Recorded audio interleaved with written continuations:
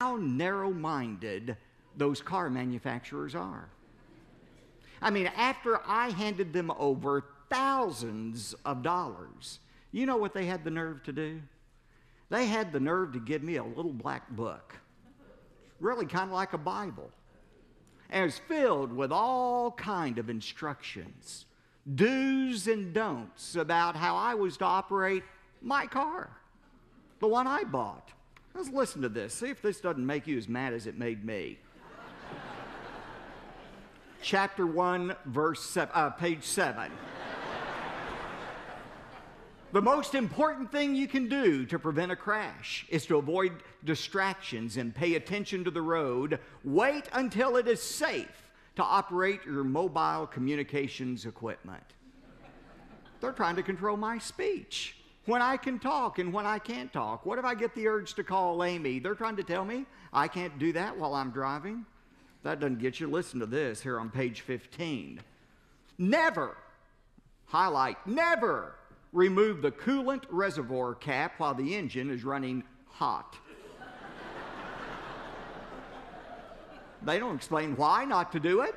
They just expect me by faith to obey what they say. Well, what if I'm curious? What if I want to see what's down there? I can't take the cap off? Or listen to this one. Always, ain't that kind of dogmatic? Always drive and ride with your seat back upright. Well, I've got a car that has a reclining seat. What if I'm tired and want to take a nap while I'm driving? They're trying to tell me how to spend my free time. They won't let me relax. Who do these Ford Motor people think they are anyway? Trying to tell me how I'm to run my car that I paid for with my money. Obviously, the Ford Motor Company didn't prepare this book for their benefit. They prepared it for mine. You see, they designed my automobile. They know every inch of it.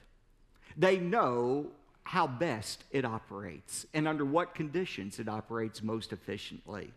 Sure, it's my car.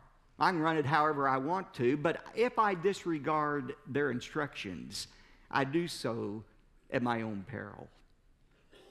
You know, God has given us His Word. We call it the Bible. But in many ways, the Bible is really God's owner's manual. It's an operating manual to tell us how to live our lives. God gave us the Bible not for His benefit, but for our benefit. He's the one who made us. He knows every part of us. He knows how we're wired, if you will. We can ignore His instructions if we want to, but if we do so, we do so at great risk. You see, the reason God gave the rules for living He did in the Bible was not to restrict our freedom, but to enhance our happiness. And tonight we're going to begin a series on perhaps the most foundational rules God has for operating our lives. It's the rules that we call the Ten Commandments.